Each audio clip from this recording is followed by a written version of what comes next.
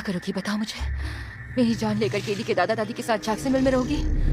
सही कहा जमा, जैसे ही मैं तेरी जान ले लेती हूँ मेरा वजूद भी खत्म हो जाता है। पर मैंने एक नई खूबी सीख ली है जिसके बारे में तू अभी तक नहीं जानती। वो है बीमारों की देखभाल। ये पेन देख रही है? इसे तेरे सेरेब्रल कॉर्टेक्स में चुभा दिया तो तेरा पूरा शरीर पैरालाइज्ड हो जाएगा। शायद तू अपनी जबान चबाकर मर भी जाए और फिर तुझे एहसास होगा कि मैं कितनी कीमती हूँ। केडी, मैं नहीं चाहती थी कि तुम ये सब देखो।